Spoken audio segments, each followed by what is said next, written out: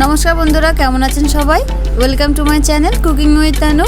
অনু রান্নাঘরে আপনাদের স্বাগত। আজকে আমরা দেখব আলু বিরিয়ানি রেসিপি, যেটি আমি খুবই সহজে একদম ঘরোয়া উপায়ে তৈরি করেছি। চলুন আর দেরি না করে ঝটপট রেসিপিটি দেখে নেওয়া যাক। তার আগে এই চ্যানেলে যদি আপনি নতুন হয়ে থাকেন চ্যানেলটিকে সাবস্ক্রাইব করবেন আর পাশে থাকা বেল আইকনটি প্রেস করতে অবশ্যই ভুলবেন না, যাতে যে কোনো নতুন ভিডিও নোটিফিকেশান আপনি সবার আগে পেতে পারেন। গ্রাম মতো বিরিয়ানি চাল নিয়েছি, যেটিকে প্রথমে জল দিয়ে বেশ কয়েকবার ওয়াশ করে নিয়ে 15 মিনিটের মতো ভিজিয়ে রাখবো। বিরিয়ানির এই চালটা সিদ্ধ করার জন্য এখন একটি বড় সাইজের পাত্র নেব, তাতে পরিমাণ মতো জল দেব আর দেব 2টো এলাচ, 1 টুকরো দারচিনি, 2টো লবঙ্গ, 3টে তেজপাতা, 1 চামচ ঘি আর 1 চামচ নুন। এবার জলটা ফুটে উঠলে এখানে বিরিয়ানির চালটা অ্যাড করে দেব আর 80% মতো বয়েল করে নেব। এবার একটি কড়াই নেব, কড়াইতে পরিমাণ মতো তেল দেব। তেল গরম হয়ে গেলে আমি এখানে লো টু মিডিয়াম হিটে 2টো মিডিয়াম সাইজের পেঁয়াজের বেরেস্তা বানিয়ে নেব। এবার এই ভাজা তেলেই বিরিয়ানির জন্য কেটে রাখা আলুগুলোকে শ্যালো ফ্রাই করে নেব।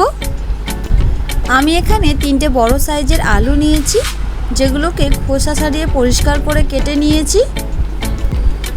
এখন এগুলোকে পরিমাণ মতো নুন আর হলুদ মাখিয়ে শ্যালো ফ্রাই করে নেব। এবার ওই তেলেই আমি অ্যাড করে দেব 1 চামচ পেঁয়াজ কাঁচা লঙ্কার পেস্ট।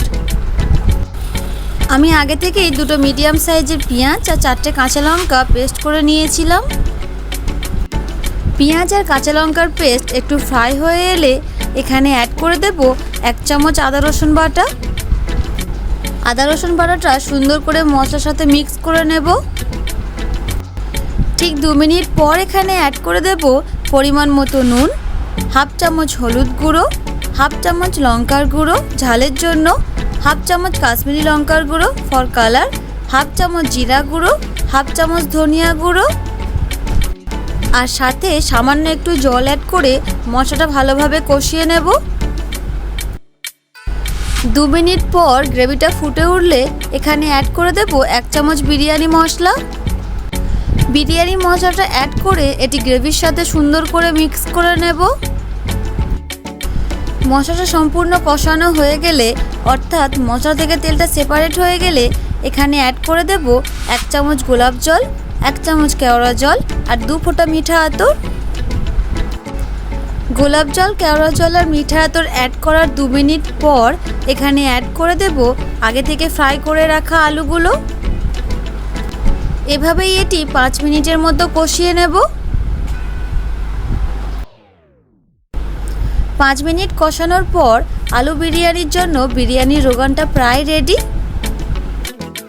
এখন এই গ্রেভির ওপর 80% বয়েল করে রাখা রাইসগুলো লেয়ারিংয়ে দেব।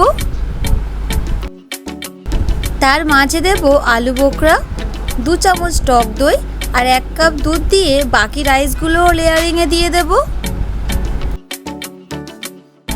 এখন এর ওপরে দেব 2 চামচ গোলাপ জল, 2 চামচ কেওড়া জল, 2 ফোঁটা মিঠা আতর, 1 চামচ বিরিয়ানি মশলা, 1 চামচ ঘি আর দিয়ে দেব পেঁয়াজের বেরেস্তা আর ধনিয়া পাতা কুচি।